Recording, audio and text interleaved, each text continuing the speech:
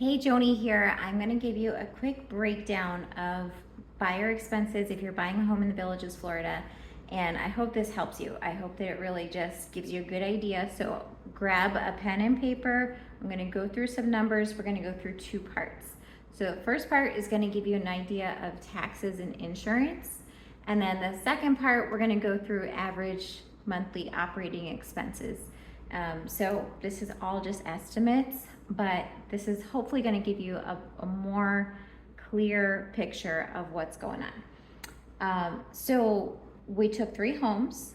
So we'll just say home number 1. So home number 1 is a 1390 square foot single family home in the village of Lake Sumter. So as you know, there's 3 different counties that are in the villages: Lake, Marion, and Sumter. So this home was in Sumter, and the total was $1,082.45. So that was for the single family home per year, $1,082. So this is for, someone living there full time. This is not a rental, because that will vary. So if you have, say, a rental, that might be higher insurance. You have to talk to an insurance specialist to really understand that. So $1,082 a year, which was the cheapest. So I'll give you the 3 insurance quotes first, and then we'll go back and add in the taxes. So the second one was for also single family homes, similar square footage, 1392. This was in Marion County, and it was $1,130.24 a year. So a little bit slightly higher, less than $100 higher, but something to keep in mind. So they're pretty comparable, but a little bit higher. And then the third home, so house number 3, was actually a manufactured home, which this is a whole other area that we can talk about. But just this one specific home, this was similar square footage, 13. Actually, I don't have the exact count in front of me, but I think it was 1342, but it was around 1300 something, a little bit bigger. And manufactured home in Lake County in the villages, and that was $2,198 a year. So that was definitely higher by over $1,000, but I want to give you the full picture. And because you should really look at all the numbers, not just one. So same with, say, a bond. You might say, oh my gosh, well, this home has a bond. Well, what is that going to look like in your taxes? What's that breakdown going to be? So with house number 1, again, that had the $1,082 a year, but this home still has a bond, which is $1,238 a year for the bond. So that goes into your non-ad valorem taxes. So the non-ad valorem taxes on this home was $2,201.94, and the ad valorem taxes, which could go up, the ad valorem, which is the property taxes, is $1,707. So the total taxes is $3,909. So that's for that's the current tax bill that was just paid for 2025. Now the home will get reassessed. So they probably bought their home. I didn't look on the history when they bought it, but I think it was like over 10 years ago. Let me just see. Yeah, this is a 2013. So it could even be the original owner, which would make sense, because in Sumter County, your taxes are 1.03%. So that's going to be, give or take, like $1,500 to $2,000 more than what the current owner is paying. But let's just look at the current owner. Let's not complicate it. $3,909. So with insurance, house number 1, taxes and insurance is $4,991 a year, which is $415 a month. So that's how we ended up at our taxes and insurance a year. Now, if you have a mortgage lender, he can help you with this. He can actually get you real, crunch numbers, but this is, he or she, but this is just to give you a good idea of what that's going to look like. House number 2 was a little bit higher. So this is a Marion County home. The total with taxes and insurance was $5,531. So when we added up the non-ad valorem taxes, which this one still had a bond, it was, I didn't find the bond amount. I have to call the county, but I just went by the property taxes. So there's non-ad valorem taxes of $28,1790, and then the property tax of $1583, which again, this home is going to get reassessed when it is resold. So it could be maybe like 2,000, 1,000, 1,500, give or take more. But again, we'll keep it simple. Just looking at the current taxes, that's $4,401 a year, and the quote of $1,130 a year. So that's a total of $5,531 for house number 2. Okay, so that one's a little bit higher because per month that's going to be $460 a month for taxes and insurance. Okay, so now we come to the manufactured home. Again, similar square footage, very comparable. This was the highest per year with our insurance quote, but the taxes were a total of $2,466. So with insurance, this home was $4,644, totaling $387 a month for taxes and insurance. Now this home too could get reassessed. It could be up a little bit higher. Could be another $800 a year. You can always get an estimate from the county, so you can break down that and figure out what your but just looking at the 3 numbers with the current homeowners, the manufactured home is the cheapest. So you don't want to just take one number and say, okay, well, the insurance quote was the highest on this home, right? Look at the grand picture, and then you have to look at what the upkeep of that home is going to be as well. So this brings us into the second part, and I gotta bring it up here for you. So this is going to show you, and by the way, I can send this list to you. So I compiled it, connecting with different sellers, and just kind of going by averages. So I broke it down into 3 different categories. So 1,200 square foot home, 1,500 square foot home, and an 1,800 square foot home. And I'm going to kind of go through. So again, if you can write down some of these numbers, if this is important to you, we can go through each of these, and then we'll kind of total up, this is basically somewhere in between 1,200 and 1,500. Obviously, we're within the 1,300 range.